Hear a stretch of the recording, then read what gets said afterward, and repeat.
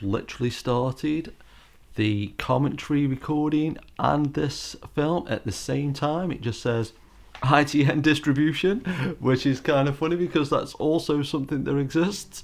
And this is a commentary that I never thought I'd be doing.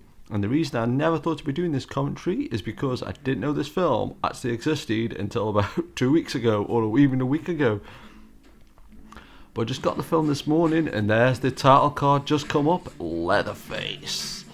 And I've never seen this film before. I've never even seen the trailer. There's a trailer on this DVD. But what's kind of fascinating about this film, though, and I must be one of the few people that find the Texas Chainsaw Massacre, the story of how the films are made, actually more fascinating than the films themselves. Even though, don't get me wrong, I really love Texas Chainsaw Massacre. Oh wow. But what's kind of fascinating is that there's already a film called Leatherface. It was filmed in 1989, released in 1990. There's another official, and I say official, there's a film called Leatherface coming out in maybe this year, maybe next year. The release date keeps changing, but that's just called Leatherface. As far as I know, that's a prequel.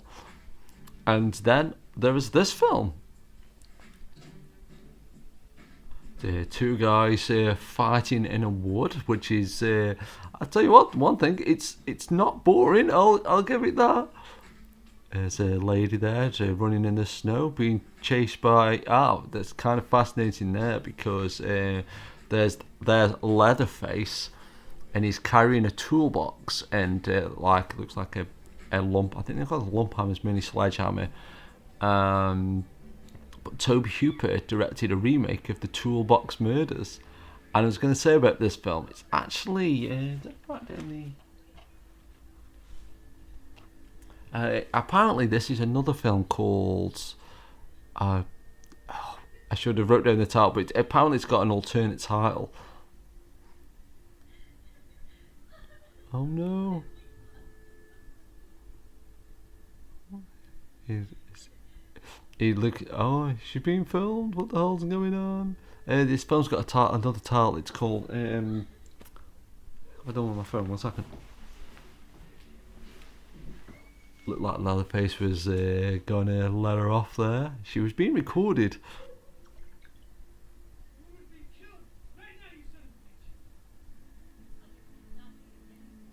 I just really felt like I wanted to get into this commentary without sort of watching it beforehand. I didn't want to prejudge it too much.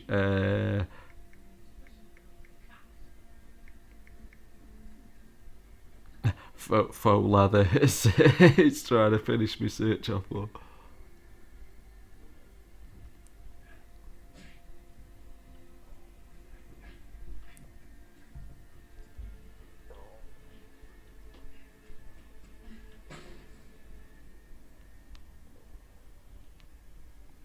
Playing with dolls is the I've almost felt like saying guys and dolls. Smoking.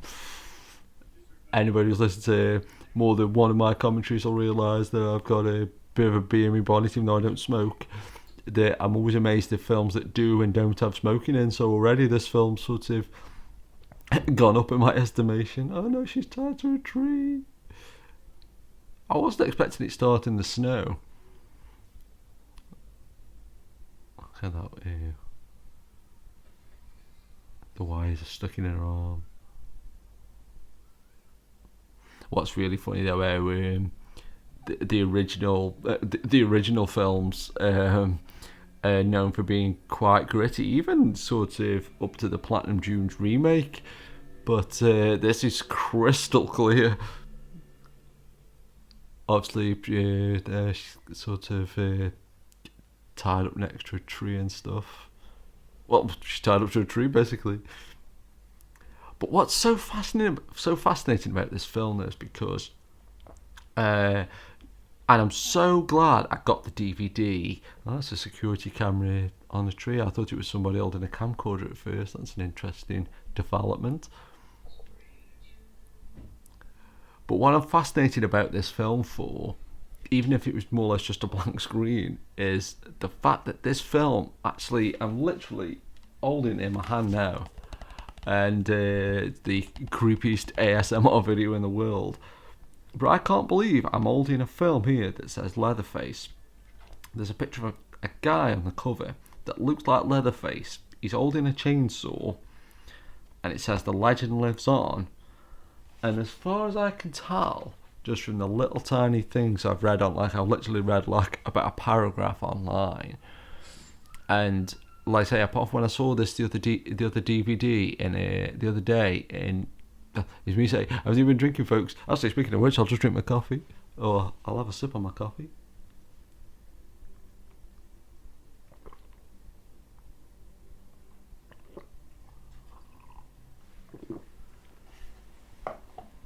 Yeah, but when I saw this on DVD in a supermarket, amazingly, it was in their official chart, or new releases chart, however the hell it works nowadays. But I can't wait to see how this pans out, because, like, as far as I'm concerned, just in terms of like a thing that exists, it doesn't affect me in the slightest in a lot of ways. It's kind of, it's just like, okay, it's a DVD in a shop and things like that. But I'm always fascinated by like the rights to things, and when the rights revert back to a certain group, or who owns the rights to something. And I think I've said before, I know the commentaries there, I've still found it fascinating, and I've never really got a good answer. A machine gun in a Texas, I'm doing air quotes, in a Texas Chainsaw Massacre film there. But I've never really got a good answer to how sort of, the two people who have asked, or, just vaguely, just even people talking about it online and things. But I've never really got any kind of explanation on how you buy the rights to things, who owns the rights. And I've heard some people say they're copyright lawyers, and that's about as far as it's ever gone. But, like when I said about 5 minutes ago, I've always found fascinating the history of the Texas Chainsaw Massacre series, like the fact that the original film was the distribution company was by a company called Bryanston, and they were quote unquote gangsters, and everybody got ripped off, and the original company Vortex, owned by Tobe Hooper and Kim Henkel, the original producers of Texas Chainsaw Massacre, their name crops up on like the Platinum Dunes version of Texas Chainsaw Massacre. And then I've got this Leatherface here, I've got the Jeff Burr one next to me, like the one that came out in the 90s, and that was written by Dave Scow. And then Dave Scow wrote the Texas Chainsaw Massacre The Beginning, which was the prequel to the Platinum Dunes one. And then you've got Texas Chainsaw, and it's also called Texas Chainsaw 3D, which is a sequel. Then you've got Texas Chainsaw Massacre 2, the Tobe Hooper one. And then, like, say, you've got this other film that's coming out later this year called Leatherface.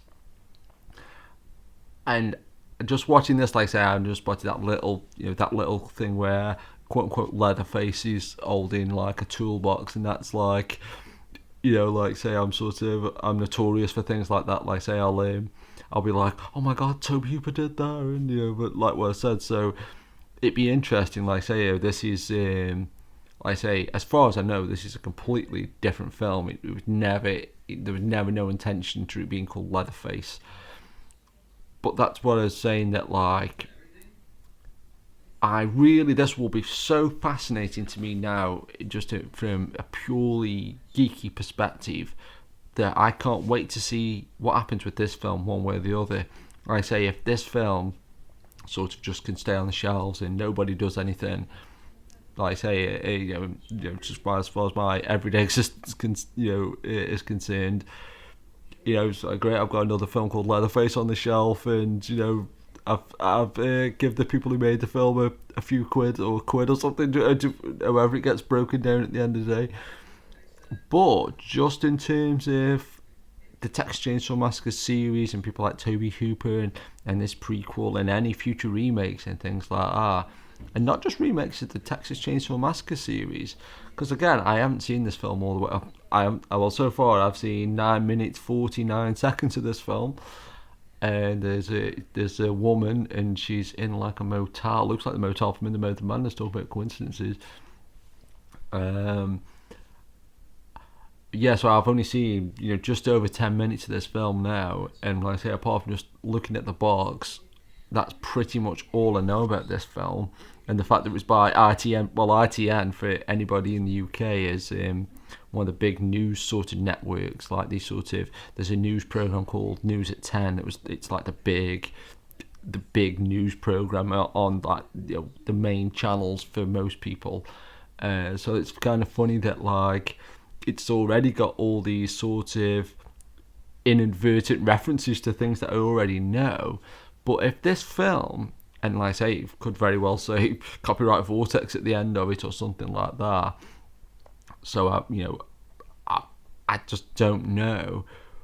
But if this film, and I'm willing to wager that it hasn't got no real connection to Toby Hooper or Kim Henkel or Vortex or New Line or Platinum Dunes or anybody who's owned or brought the right to the Texas Chainsaw Massacre series over the years.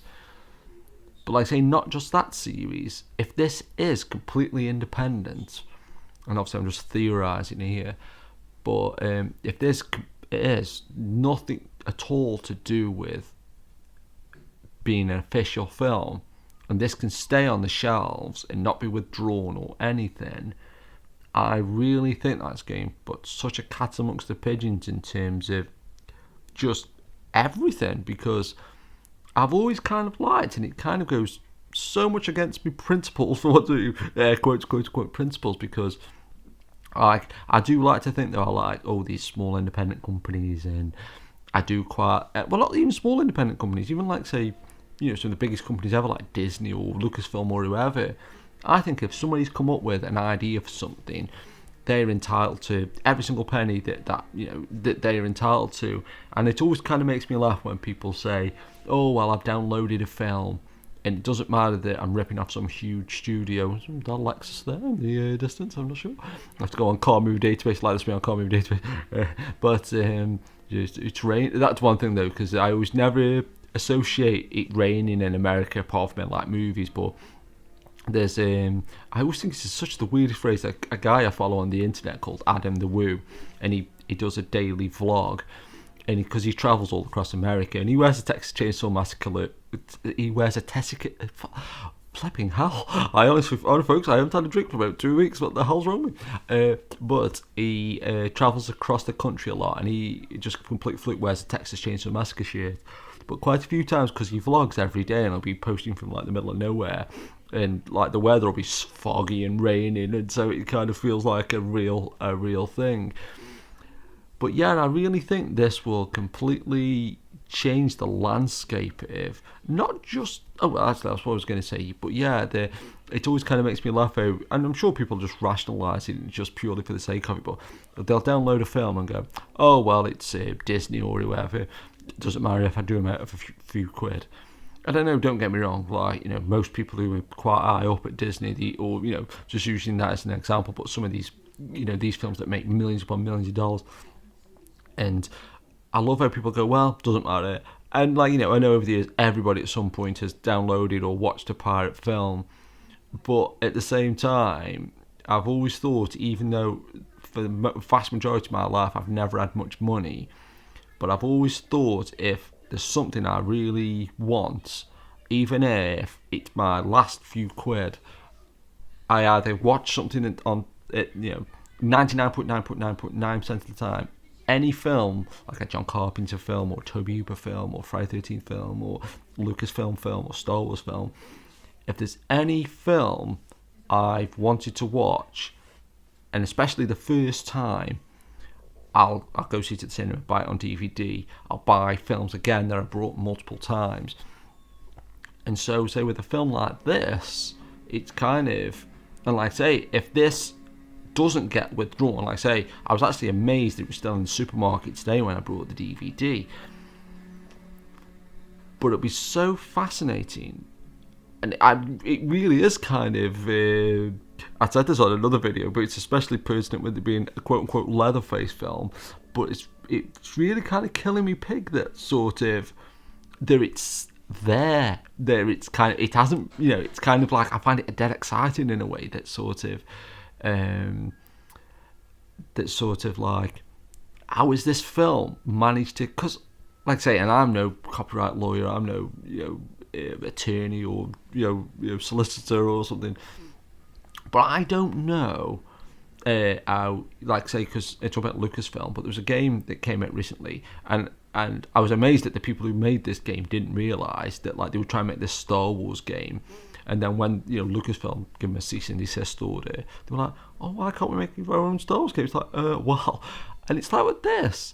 I mean, so far, like I say, there's been a guy, looks a little bit, kind of Leatherface like. So she's got a headset. She was famous when she got a headset on. But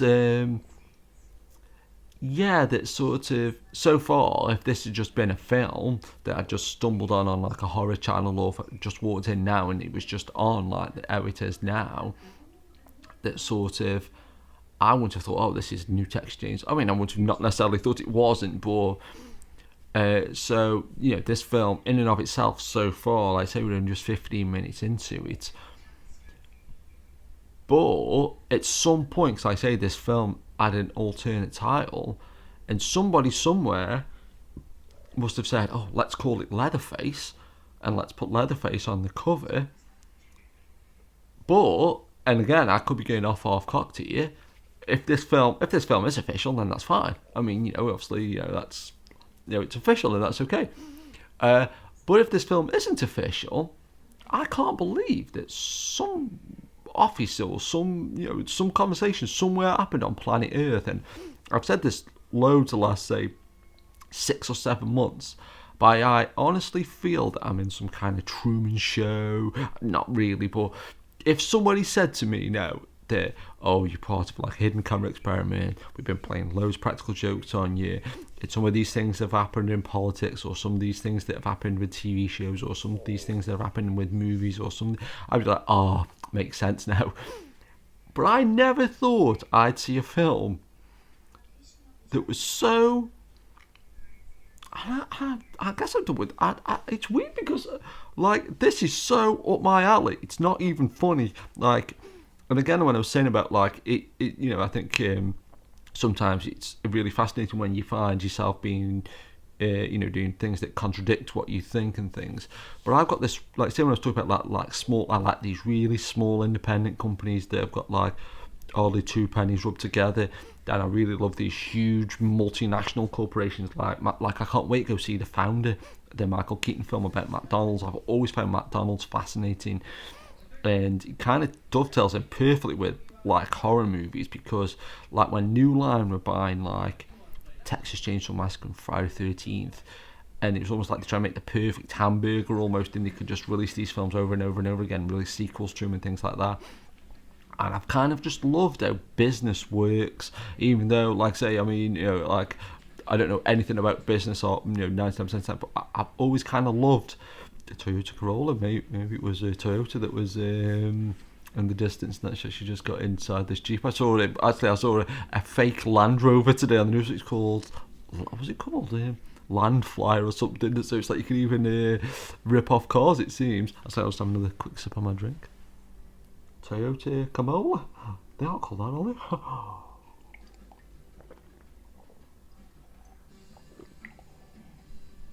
Oh, she's happy now.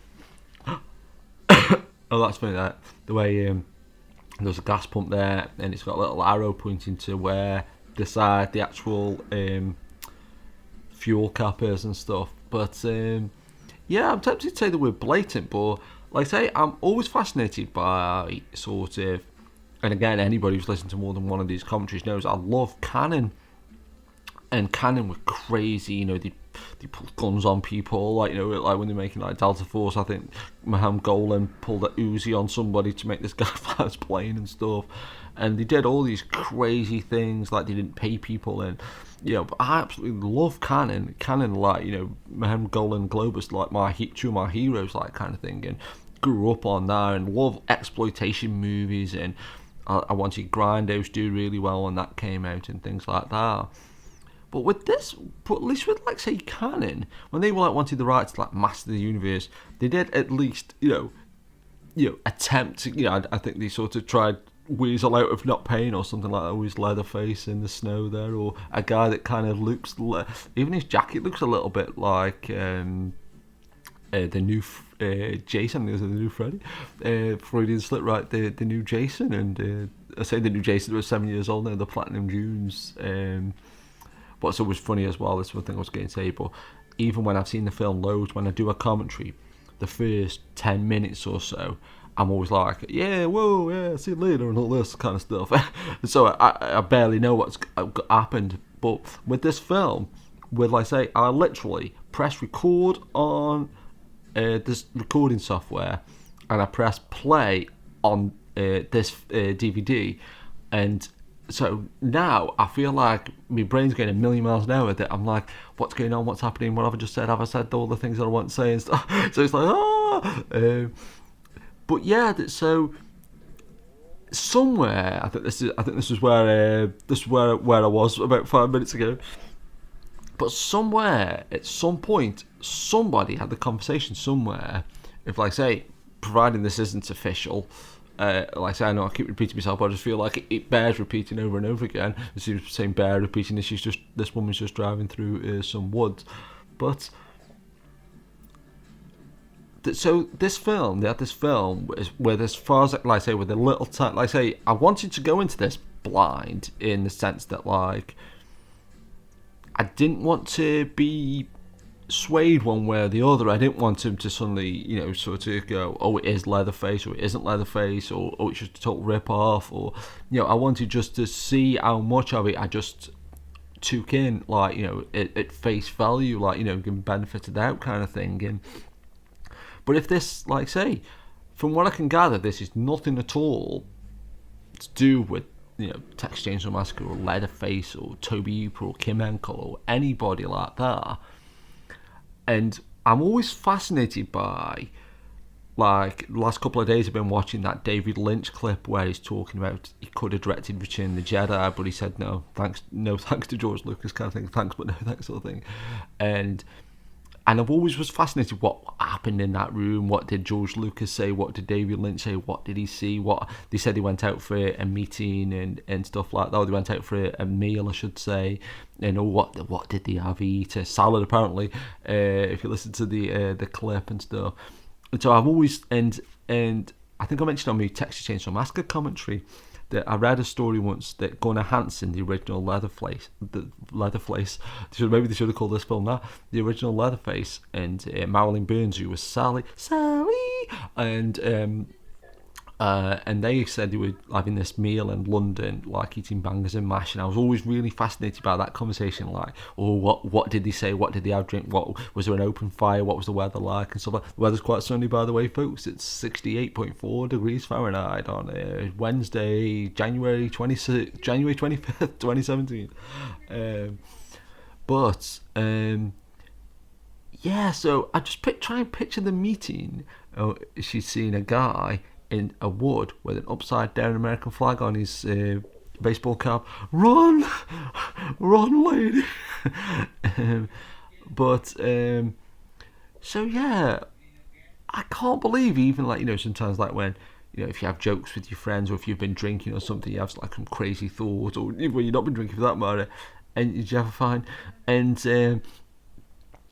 so somebody somewhere said, let's just release the film with the title Leatherface, with a character that's exactly like Leatherface, and then he's holding a chainsaw as well. And I keep thinking that there's part of this story, and I must have said it a million times, but with the E.T.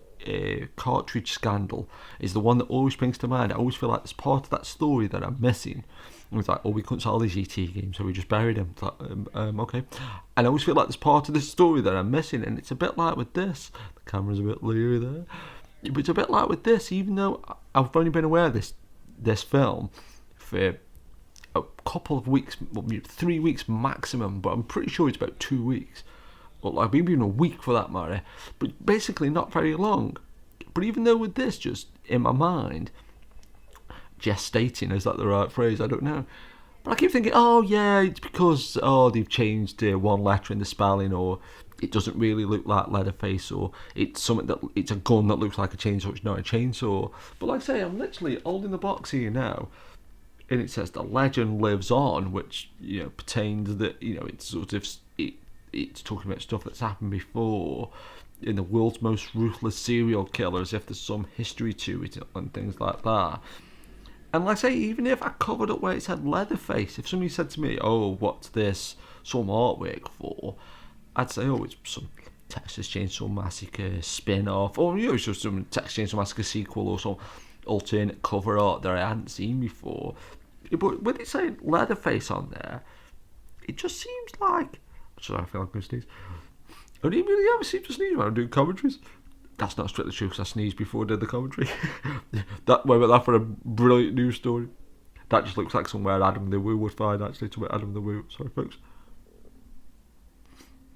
I've heard that sometimes when you look at the sun, it's supposed to make you sneeze. 1, 2, 2, 2, 2, 2, 2, 2, 2, 2, 2. I got an answer machine. No talk to you. Oh, looks like it's in pen or something. The numbers there on the door. She's just getting into this old abandoned house. I mean, the house looks like the numbers on the house look newer than the house. But that is something that's a little bit like Adam the Woo, though, that like he goes around all these different places. Sorry, I just feel like I've no sneeze. Another quick sip of my coffee, that might take it off.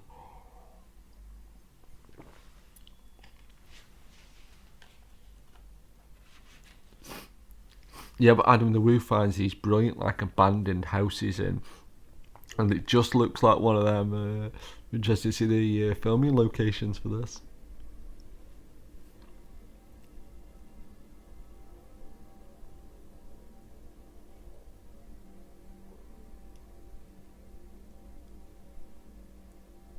What I do kind of like as well, because one of the things I've been meaning to do a commentary for ages is a video called a film called California Axe Massacre, and I think that was called Axe for the most part, but just occasionally it was released as California Axe Massacre, and that was always my gold standard when it came to like rip-offs or exploitation, because it was like obviously playing on the title and things like that. But with this, like say, even though literally, and I know I've said it before, but even though I'm literally holding it in front of me right now, if I just saw a picture, if I'd have seen a picture of this on the internet beforehand, I'd have been like, "Oh, well done, it's Photoshop." I found out an amazing fact about Photoshop the other day. But John Noel, who wrote Rogue One, him and his brother co-created Photoshop, so it's like, how about that, eh? But yeah, literally just holding this in front of me now, I keep thinking, oh, I'm going to see that they spelled Leatherface slightly different, or like say he ain't holding this chainsaw. But no, it's a film called Leatherface. That it's got Leatherface on the front, but as far as I know, it's nothing to do with Texas Chainsaw Massacre. And I'm just waiting for the sort of penny to drop that it's like, oh no, you can't do that nowadays, or oh yeah, but yeah. But what's really funny though as well, because that's one thing I was going to say about exploitation films, that one thing I really do love about them is, for the most part, and this is what's so crazy about human beings, it's about how crazy the last year's been, excuse me, but just generally like how humans, you can't really figure out what they do and don't do. But for years and years, I've always been a big fan of exploitation films. And how many times I've had my fingers burnt, or kind of it was like some kind of like must be a sadist or something, because with so many of these films, that they're going to be quote unquote boring, or they're not going to be anything like what they say they are, or they're just complete rip-offs and all these different kinds of things.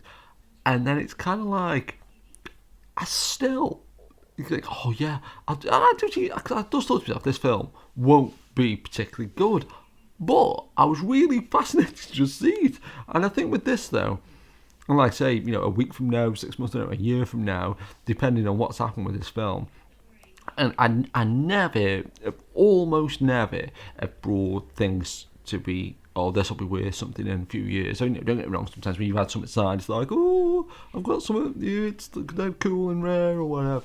And sometimes when I very first started buying, well, hardcore buying like records and things, if it said collector's edition or signed up, or like say if it was like some weird variant, I think in the back of my mind I thought, wouldn't it be funny if this was worth a lot of money? But like I say, and I stand to be corrected, of course, but how this pans out in terms of like if it does or doesn't get withdrawn, but if this film gets withdrawn, I imagine this DVD is going to be so collectible just as a curiosity, that like, because I'd really, it says Bobcat on the back of that van. My cat over there, got both cats in the room. My other cat is he looks a bit like a bobcat, so it's kind of a nice little drive through the woods there. Yeah, but it's kind of like, it's just really interesting to me because there's certain things as well, would say, certain films, and I think I've said this about the Doctor Who 1996 TV movie, where still to this day, even though, in Matt's question again, but how many years has it been now since 1996 to 2017? Well, like, is it 25, 30 years of the maths on the fly? But I still to this day, and obviously, it's dampened a little bit, but I still to this day can't believe that they did the Sylvester McCoy regeneration into Paul McGann, because as far as the American audience is concerned, it's like, who the hell is Sylvester McCoy and why is he regenerated, blah blah blah. So it's there's a little small list of things like that have happened in movies and music where still to this day, like, I like Extreme, the band, I still can't get over they got Gary Cherone from Extreme being Van Halen. It's just like, oh, okay, like I never saw that coming in a million years. That's quite a cool house there. I like how the lights are and stuff. That's a kind of a cool Texas Chainsaw Massacre vibe. Actually, that's a really good video, actually. And I've seen a few of Adam Dewar again did one, but it's somebody did the favourite 15 horror movie filming locations, and they went to like the Texas Chainsaw Massacre house, which I can't believe is a restaurant, and they went to like the shopping mall from Dawn of the Dead and Burkittsville Wood from Blair Witch and stuff. And actually it's things like that. The new Blair Witch has come out this week, and it's actually a sequel to Blair Witch 1, but for a while I think it was called The Woods or something like that. So it was kind of proper William Castle filmmaking. They kept it like a sequel to J.J. Abrams or something. But it's just kind of like I say, I know, like say, it's kind of like, because it's so fresh in my mind, literally, because I've never seen this film before. It says, like, sound like a flashing light behind her. Oh no, what's that? Ah! Oh, she's being much. It's actually, that's kind of just reminded me. I'll say it while I think about it. But yesterday I was walking into, not my town centre, where I live, there's like 2 town centres quite close, which doesn't make sense, which is a perfect Staffordshire thing. But went into the town centre up the road, and I saw a van that said CCTV on it.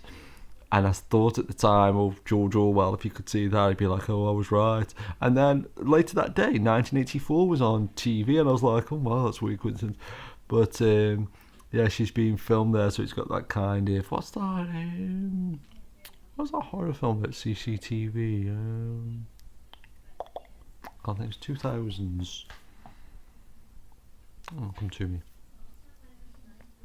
Yeah, but because this is so fresh in my mind, if like, I can't believe this has come out, like say a year from now, 2 years from now, I'll be like, oh, wasn't that a weird thing? And oh, it's like, might be this forgotten thing. Or I say, if this doesn't get pulled, like say, what are we going to see now? Like, just can anybody make a Friday 13th film? Can anybody make like a Star Wars movie? Can anybody just, because it's like, I'm just really gobsmacked. The bedroom forecast, where the magic happens. But what's really funny though as well, and I think I started saying this as well, but we're at a lot of exploitation films, they kind of, for the most part, quite boring.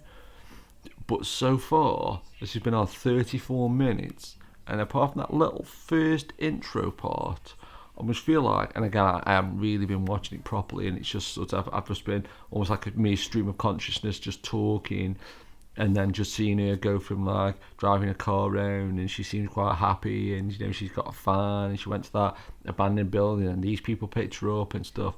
So, but I almost feel like, apart from that, I say that very first little bit, nothing's actually happened.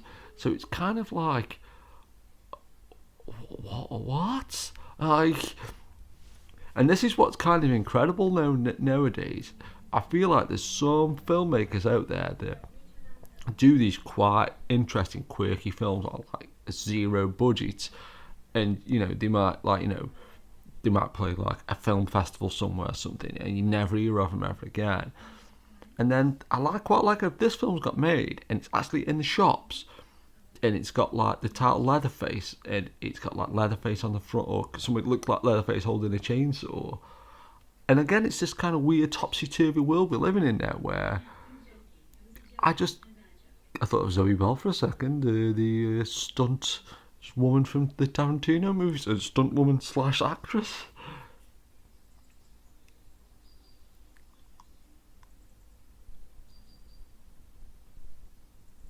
The woman who was in the Bobcat van with a man is just the smoking man is entry 1A. Oh, that's quite good. Oh, that's kind of cool. Leatherface just walked behind her then. That was cool. I wasn't expecting that.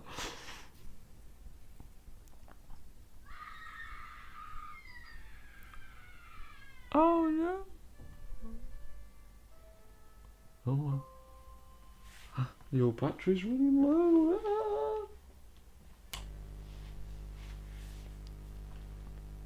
A full charge only lasted 36 minutes. That can't be right, can it?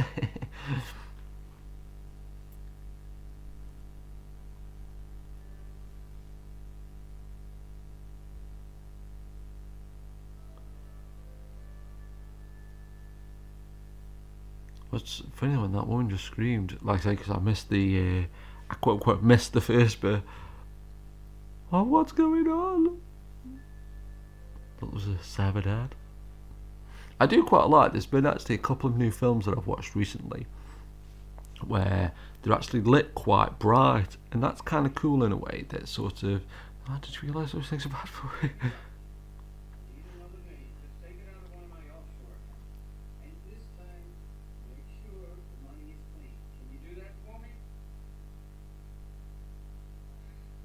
Oh no, what is it? What is that? It's just like oh no, it's a card. He's right. I thought it was more cigarettes. I like he's got a flip phone.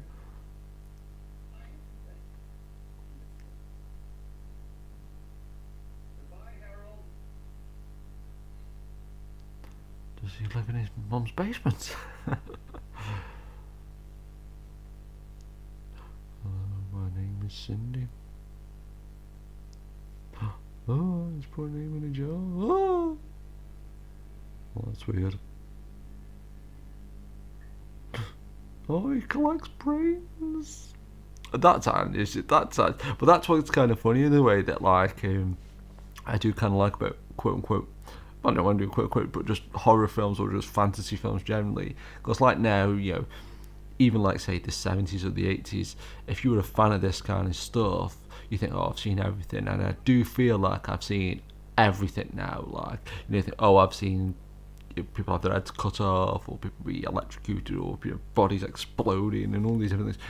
And then it's like, I must have seen a variant of it, but there's a guy. Oh, that's quite cool. Leatherface there. He's on the top bunk. That's actually kind of cool, actually. I always think what's kind of funny about stuff like that, and I kind of quote unquote hate myself saying it, because it's like loads and loads of times when I watch films with say my parents or people that don't like horror, and they're like, oh, that was so stupid, like, but like if he's a guy that's covered in blood and God knows what, you would probably be able to smell that guy, like, it's kind of like, so it's kind of like,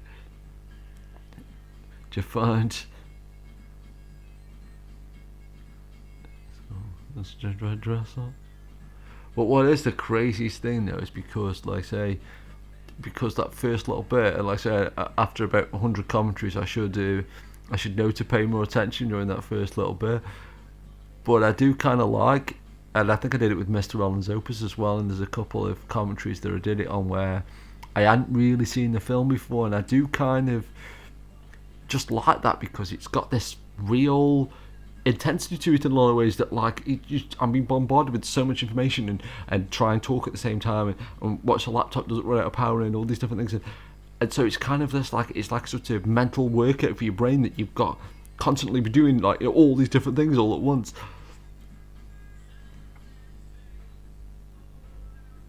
Green dress on, my favourite colour. Ooh.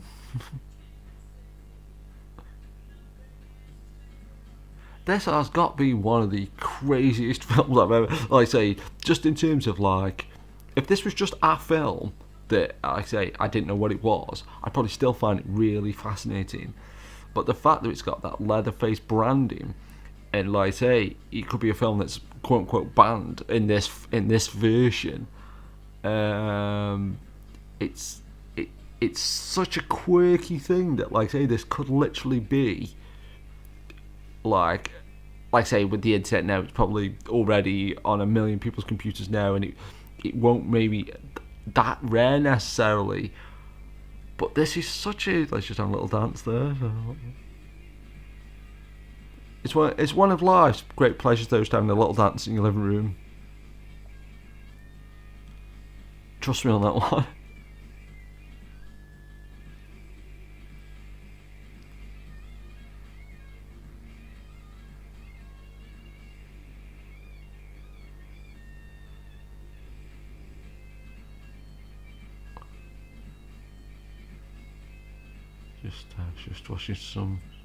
Just washing glass there, and these are cups.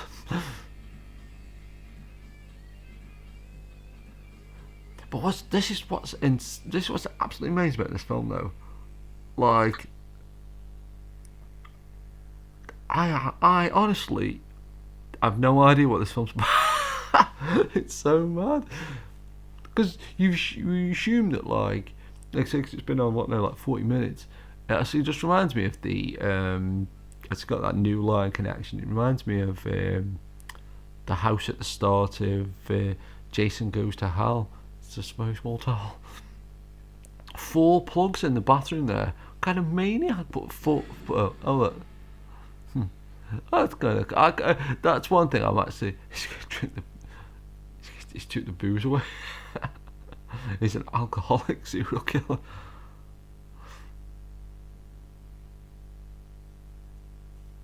I quite like the bits where Leatherface is turned up there. They haven't been sort of, telegraphed, because normally you sort of like think, oh, okay, the lights don't work. Do you have fun?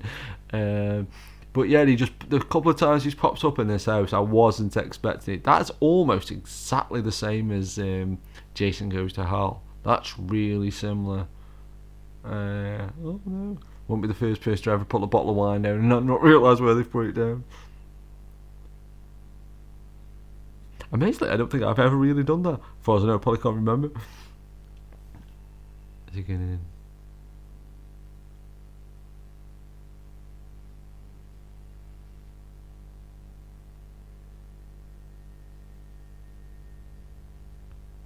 It'd be interesting to see if she does get knocked over the side there. That like I say, that is so, how I'm picturing it in my mind is almost shot for shot, basically, of Jason Goes to Hell.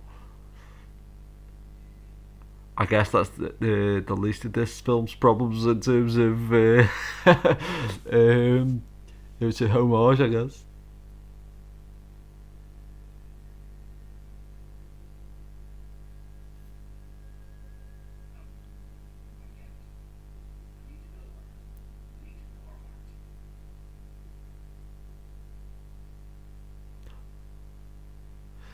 Even that's a kind of a Texas Chainsaw Massacre thing, the way they sort of sometimes people communicate with Leatherface like the people in like the petrol station and stuff, and especially in fully enough in Leatherface as well, they'll have like, it's almost like as if it's a early warning system, if that's meant to be a walkie-talkie there. But it's like there though, like sort of like there, if he's got some kind of earpiece in, if that house was really quiet, which, you know, and she was just playing music just.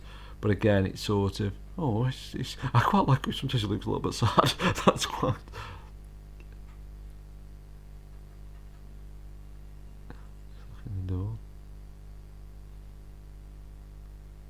I mean, again, though, it's that thing. Even with it, I know. Don't get it wrong. With like, you know, horror slasher movies, there's only so much you can actually do with them. As I say, what I was going to say, but I kind of hate myself saying it because, oh, this film's not very realistic. But like in terms of like there, if you was in a really quiet house and you had somebody talking to you, even like earpiece, like sometimes if you've got headphones on, or if you were sitting next to somebody with headphones on, if they're quite loud, you can hear them a relatively good distance away. So chances are she would have heard that. I quite like that shot there, almost like the amiable window. This is almost like every horror film ever made combined into one. Yeah, but I quite like how they're like when Leatherface was just locking that door. That house looks so familiar. Imagine being the house from The Ring or something, the remake of The Ring.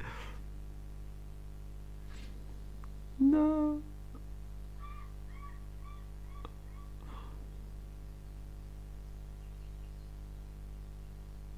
Even that's a very Texasy Chainsaw Massacre thing of you know, killing animals and things like that. So it's got that connection.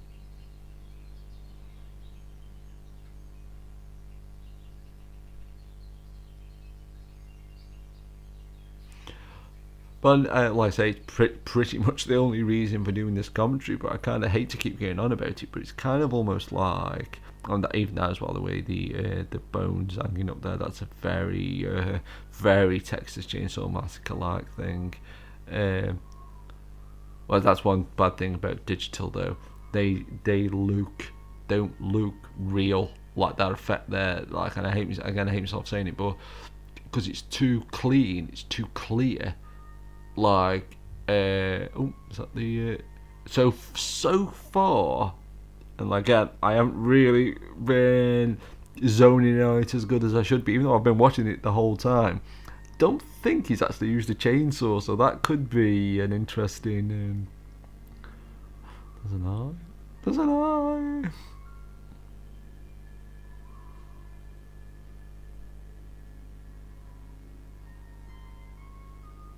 He's waving to the he's waving to the eye. Oh, he lives in a tree. Tell you what, the original Sawyer family in Texture, their house was like, it may as well have been Wayne Manor compared to how this Leatherface lives. It's a bit more realistic, I guess. Yeah, but I know I kind of hate saying it, but I feel like it's pretty much the only reason I'm doing this commentary. But it's kind of like, it's so amazing that, like, I still can't believe that I almost feel like that. Like, so I'm going to, like, wake up like tomorrow or 2 weeks from now and go, did I see a film called Leatherface that was nothing to do with Texas Chainsaw Massacre? And people are like, no. Like, oh, it was just this really weird, dream that I had. Really funny, sorry, maybe jump over it. But yeah, that's one thing I was going to say, that, like, you know, after there's been all these horror movies and all these slasher movies, you know, hockey mask, bags on the head, you know, the scream mask, and all these different things. There's only so many things you can put on a human head, you know, to make it not look like a human. Oh dear. But Leatherface there, just being sick. That's gross, disgusting. But that, yeah, that sort of, even if again this didn't have that title Leatherface, would I have instantly thought, oh, he's trying with Leatherface there, oh, if it's a real homage to Texas Chainsaw Massacre.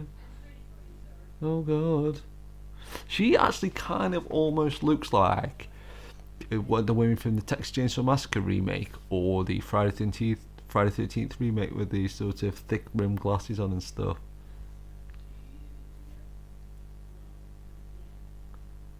I was going to say it was the first Texas Chainsaw Massacre film I've seen with a computer, but no, I think there's a computer in Texas Chainsaw Massacre: The Next Generation, the Matthew McConaughey, Renee Zellweger film.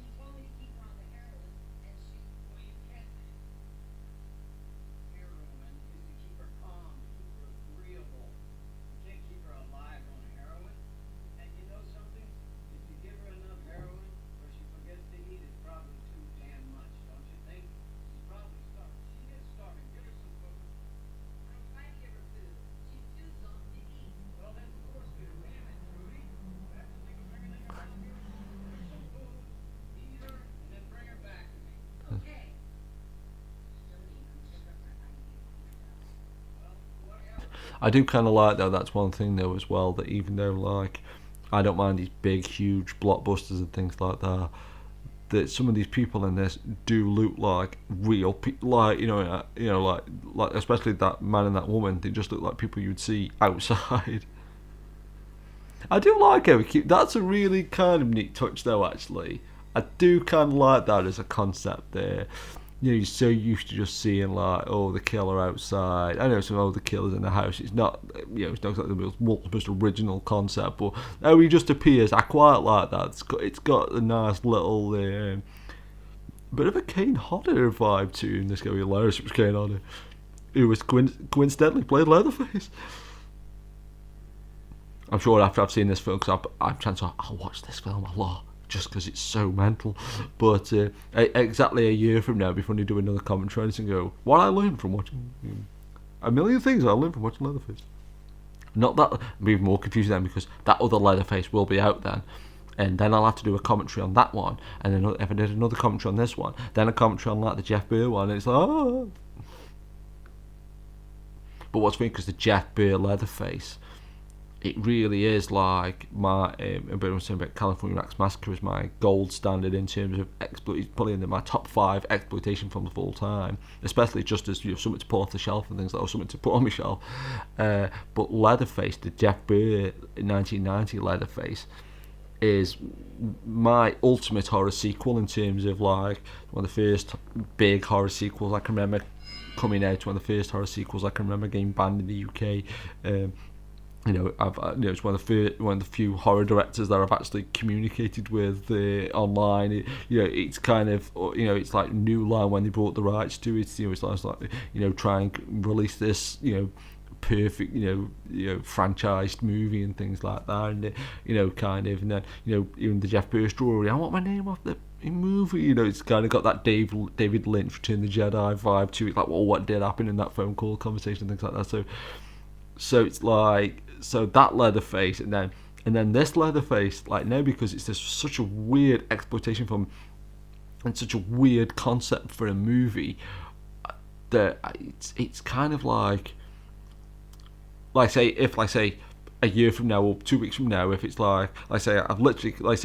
it's kind of really fascinating, because I've literally got my phone next to me and I could switch it on and read the interview with the director, but I almost feel like that kind of, especially for this commentary, it's almost like, because it's such a kind of rare thing. I know there's thousands of films I haven't seen, and I could just easily do a commentary for a film I haven't seen, and it could just be almost just the same. But with this seems such a unique thing almost there, even though I've seen so many rip-offs of so many films, and it seems so weird, because it is what it is. It's a film called Leatherface that is, like I say, even up to this point, as far as I can tell, it's got nothing absolutely whatsoever to do with the proper Leatherface film. But it's just like, I almost can't believe what I'm watching, in the sense that, like, I keep thinking, like, again, it's gonna come up. Oh, like, I almost felt like, again, to a bit like when I saw about Tarantino and Zoe Bell and stuff, that when Death Proof, when it's like as if the title Death Proof goes on top of another title, I almost felt like I'm going to see something in this that makes me go, oh yeah, I get it now, I understand, and like Toby Hooper's going to do a cameo or something, or Leatherface is going to wink at the camera, or I feel like that I'm going to see something that's going to, like, give me the thumbs up, or sort of go, yay, I guess. But then again, it's kind of a good horror movie that, like, I think, again, about Texas Chainsaw Massacre, I think somebody said it was one of the first films where, you didn't know what you were going to see, like, kind of thing. You sort of, you could see anything. And it's like in this, though, now, I know it's got, like, a BBFC certificate and things like that, and there's a toy doll on the floor, which is always freaky, right? Like, but there, as well, though, that thing where, the guy playing the killer just stood behind it. And that's one thing I do think is an interesting thing about acting, is that, like, there's a big 6-foot guy standing behind her, and she didn't react, because, like I say, obviously, post-production would have got rid of any sound of him walking, but sometimes I feel like even if something's going to happen, if somebody says, oh, don't look over there because that's where the camera is, or we're gonna, my phone was just ringing there. Should have switched that off, really, mate.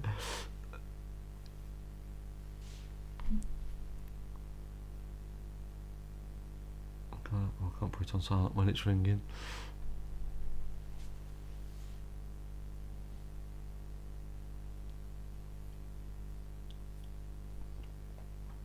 And again, that's another thing actually I was going to say, funny enough, that normally before a commentary I'll unplug the house phone, the landline phone. Oh, you alright, Grandad? I'll unplug that and just put my phone on silent and stuff. And even though I had a little bit of time, because when I was waiting for the laptop charge up, that I don't know, I just felt like I wanted to just get so into this. I felt like I say, 'cause I got the DVD this morning, I just felt like it had to be done as quickly as possible, like kind of thing, just to, again, because I feel like, oh yeah, I'm going to read a story about, the DVD's been withdrawn, or like say it's some huge hallucination that I've just imagined. I think it's going to pop up now from under the bed. No. Oh, there you go. I try to be all clever then.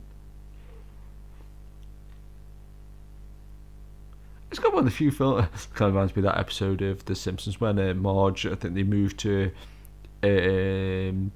another place where Homer gets this job at this, like, basically a Bond villain.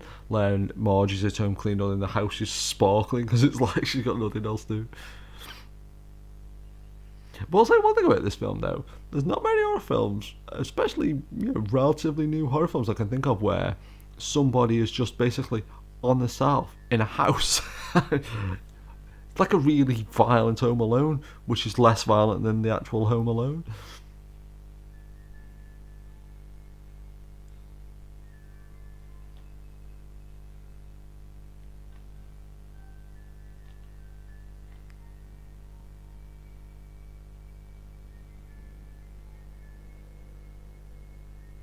Would have actually funny answered the phone to my sister phone, just saying, what do you think of the Leatherface 2017? It's like, what? What does that even mean? I have to explain it all again.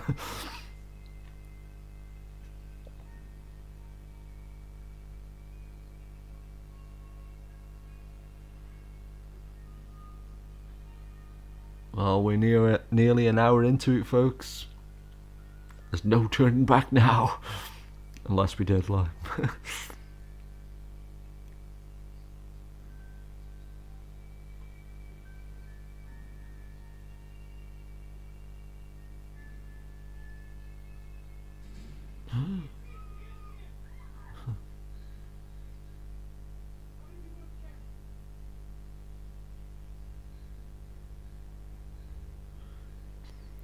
Even that's dead similar to Jason Goes to Hell, where like a load of like SWAT team guys arrive. So it's maybe it should have been called Jason Goes to Hell or Jason Voorhees or something.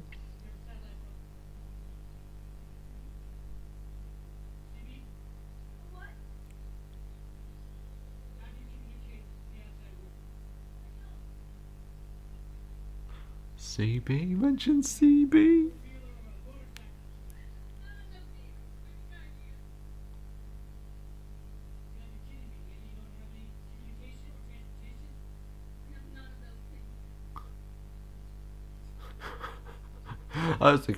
That's actually quite a good little scene there. The fact that like it's a nice anybody that's interested in Staffordshire phrase. Does anybody else say that's a nice little endearment as a term of endearment?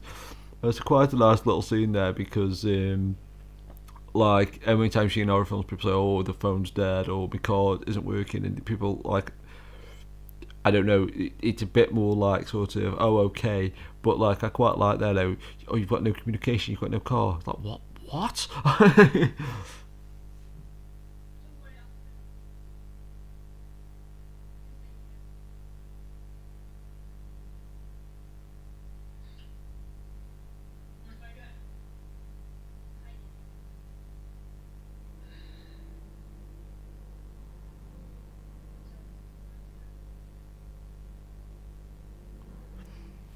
I was just going to say maybe Leatherface is like a term you can't sort of copyright in terms of. I was thinking like it's like a war film called Leatherface, but not called Leatherneck.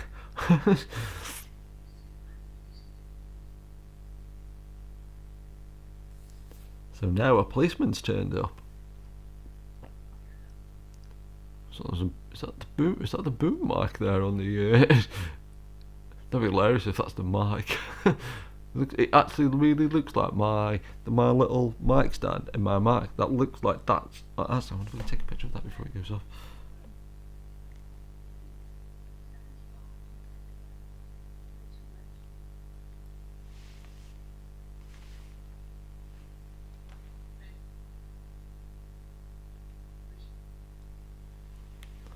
Just took a picture, at least I think I have. I'll try to take a clearer one. It's changed angles. So a policeman's turned up in the weird cabin where someone's got a never-ending supply of vodka for some reason, and she's hid his gun, and the killer is walking round. So what can we deduce from that? So Adam, we would say Columbo like research. We just had the killer too.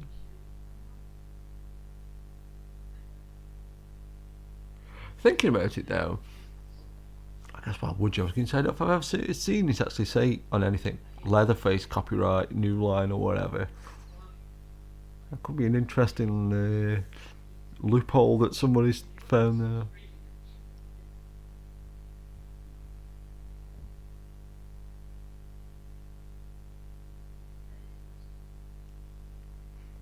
Oh, it's lunchtime.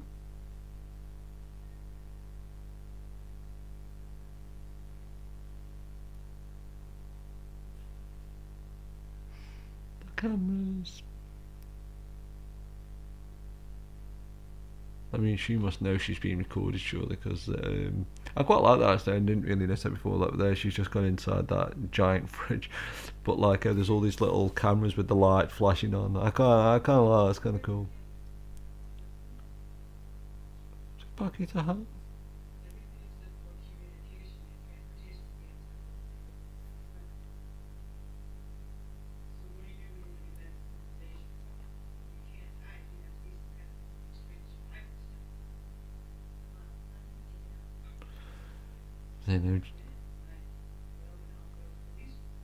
Saying how did you will you get back, and saying you couldn't hike that far.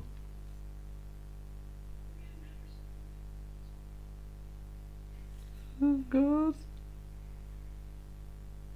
He just shows you the guy with the basement full of but what kind of is kind of cool about this film though is the fish push on square Wonder Bread. But what is kind of cool about this film though, because it's definitely got like a sort of weird vibe to it, in the sense that like it's not quite like, you know, it's kind of like every horror film I've ever seen, and at the same time the way like there's that guy, he's drugging up all these women and cutting the brains out, but then he's filming these women, and there's the Leatherface type guy that's actually in the house, and there's people outside the house, and it's got like a weird vibe to it. It's kind of like, and then it's like at the same time it's got like there, even she seems quite happy. She's not like, oh god, I'm trapped or anything like this. So it's like, and even he's like, yeah, I found the ultimate house to live in.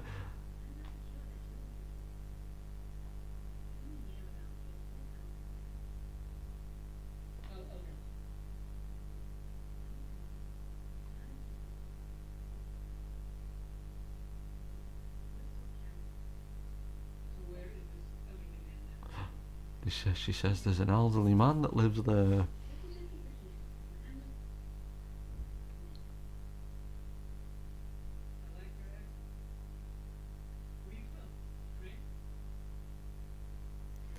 He's got to be in on it, surely.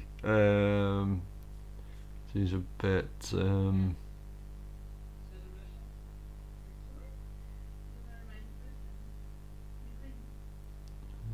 Ukraine.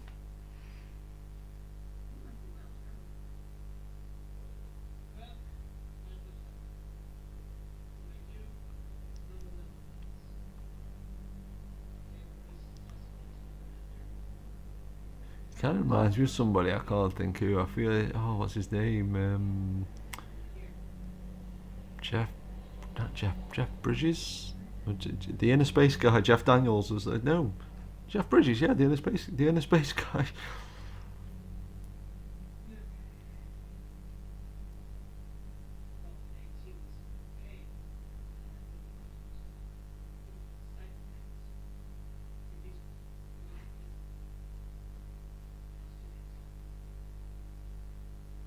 One of the world's most ruthless psychopath has been released. Well, that was a mistake.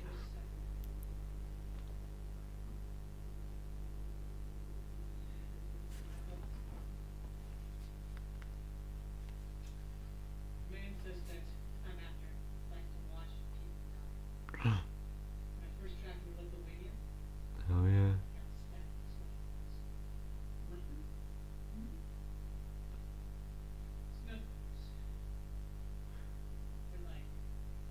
Just mentioned snuff films. That's another horror film that got, well, obviously technically they quite real, but that's another film that can never get released in this country. Snuff, the exploitation film. I mean, they said they tracked this guy down to Lithuania, so that completely changes the Texas Chainsaw Massacre. Well, I guess they went they disappeared for 10 years, didn't they? So maybe. But that's what's kind of cool though as well. Even like Texas Chainsaw 3D, it's meant to be a direct sequel to Texas Chainsaw Massacre 1, but it's sort of set like years after the fact. And I do kind of like the, well, you know, it's not set in any particular time period, but it's like you can tell it's filmed like now. And I do kind of like the fact though, in a way, that sort of these films, like, they almost exist in like sort of any sort of just the, oh my god. What?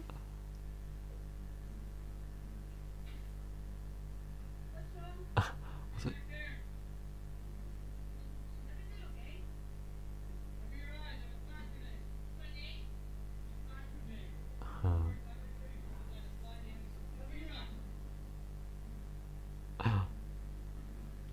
Yeah, they exist in like sort of, so in this, like, I kind of like how this could be almost any year, almost between like about like 1998 and like now.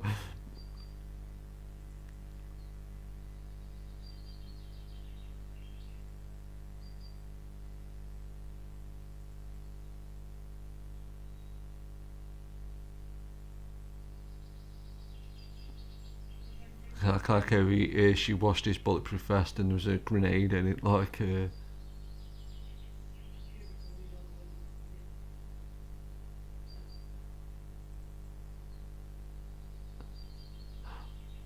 camera TV lens.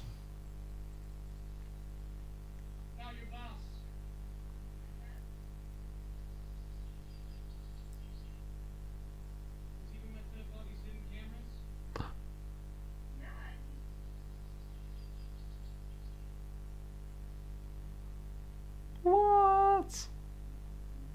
There's Hal on the wall there.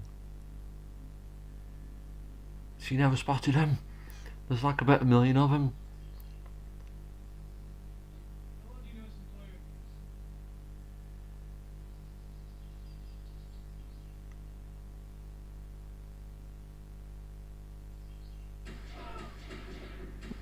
Oh no. Oh, that was kind of cool. Then he just jumped down the stairs after they sort of shot at him.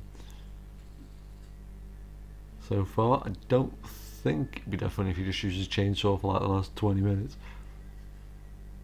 Then the cop guy's gone running off into the woods. Okay, the cameras are like we've got like 1 million cameras. But that's what's kind of funny in a way though, that like, and I must have said this before in other commentaries, I do love what sort of people will, oh, Leatherface is there, or the killer. Oh, that was quite a cool. I hit him in the head with the sledgehammer.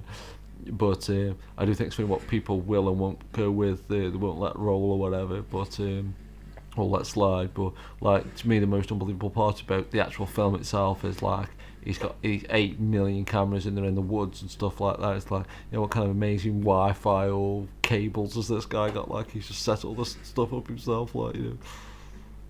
I don't say it's not, it could happen, but that's just the thing that caught my eyes, like, oh yeah, perfectly clear camera outside in all weathers, okay, well done. Oh no. The policeman shot that man. Oh, that's interesting though. That these like the guys that are shooting at the police guy, the killer has been killing them. Oh.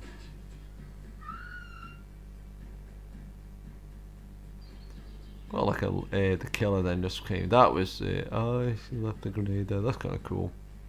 And the woman's got the grenade. Oh, even that's quite good. Like normally, like killers in horror films, even if they walk slow or run, I think that doesn't that just looked like a guy running there, which is kind of cool. It's got like a kind of honesty to it.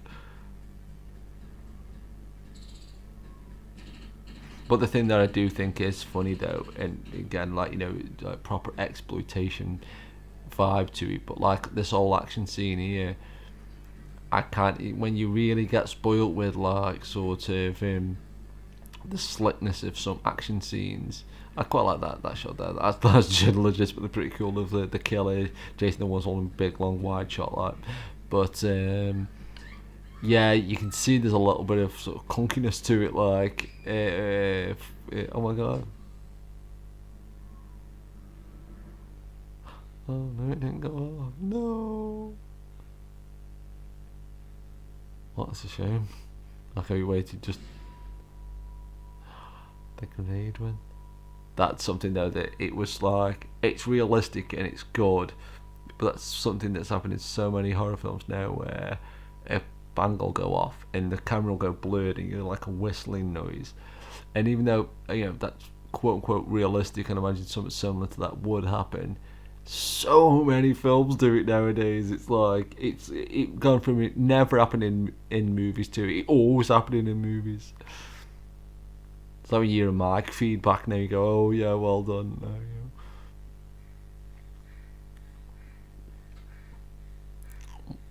No, she touched the man, Leatherface killer man.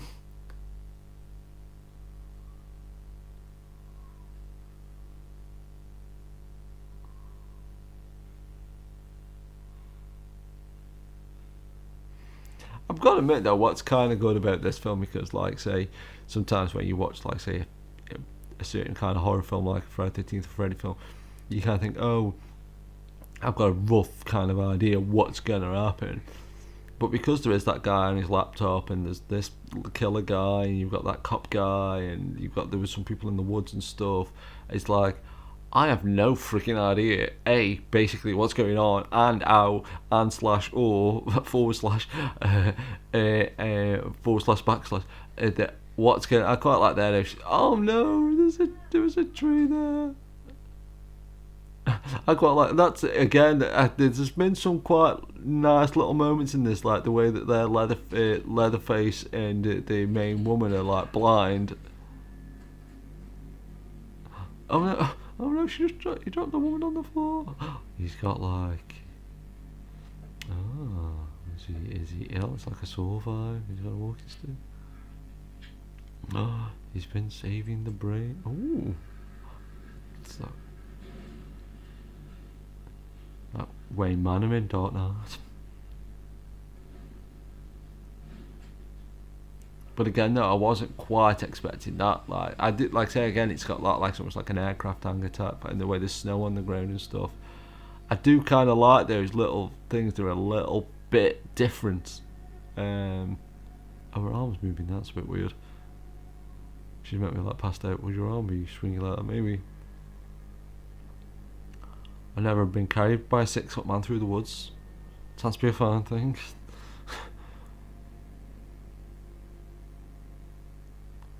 That's a legitimately good shot there. That's pretty cool. He's just walking through the woods there with kind of woman over his shoulder and snow everywhere. And like some overturned trees and like little bits of wood. That's pretty cool filmmaking. That's my humble opinion. And there was a rumour going around that the next Friday the 13th film, or there was like the initial concepts where it was going to be set during the snow, so I'll just say right now, it works. Oh no, I bet that was freezing. It looks like genuine snow as well. If that's CGI or fake snow, that's a cool setup for a scene.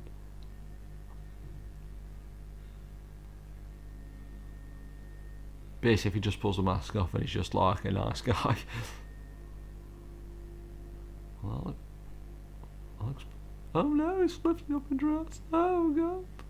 Watch out, missus. Oh my god.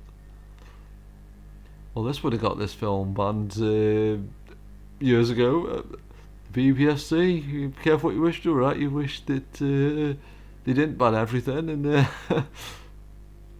camera, nice camera there. There's the 8 billionth camera viewpoints. Who's recording these millions of cameras 24 hours a day, 7 days a week? Oh my god. Pulling a bit off the, what was a bit of the interceptor bell there.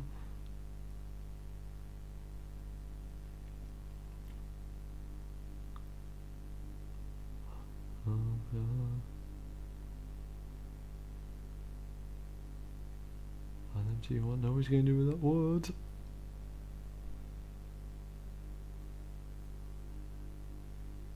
Well, this is really strange.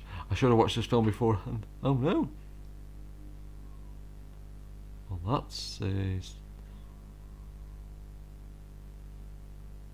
he's lifting up this dress with the piece of wood. Oh my god! What? Wake up, little missus. She's going to wake up, hopefully. Well, that's really messed up. Oh, he got shot.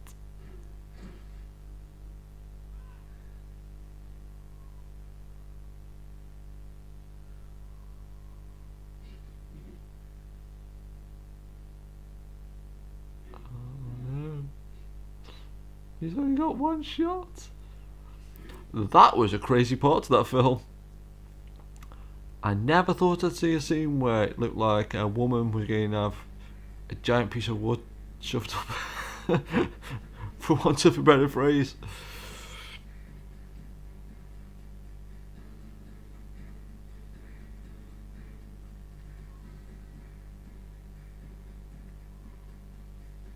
And so far, there's not been one. Oh no, he's the main bad guy.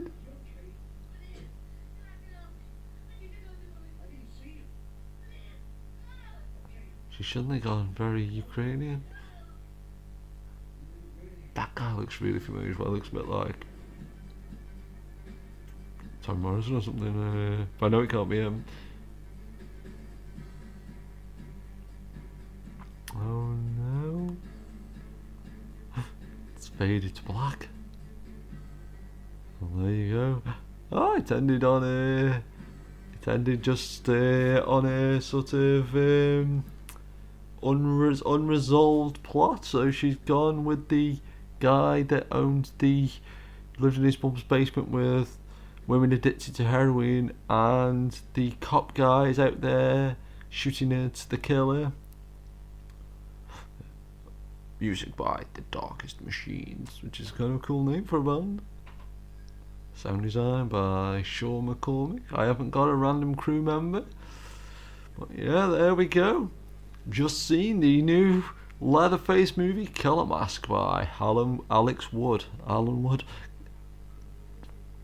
Rene Perez, cinematography and editing by, is the director. So that was kind of interesting there. The credits look very nice and cheap, so it's always a good sign. Better than the credits I can normally do, so yeah, it seems that their Killer Mask, it didn't say like Leatherface or anything in the credits.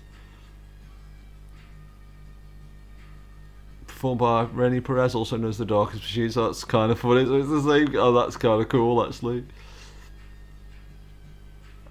Fresh Boss thanks to Chad New and Shasta Film thanks to Chad New at the Shasta Film Commission. So yeah, I've yet to see anything that kind of links it to Toby Hooper as far as I can tell. I mean, I like to think I know a little bit about, like I say, Vortex, the original production company, and Bryanston, the original distributors, and New Line and Platinum Dunes. So unless I'm just missing something here, I like how he it's shown above his name now. That's IDIC Entertainment. IDIC? Oh, was that all of the credits there? We've gone through all the credits. Leatherface 2017. Keep it locked.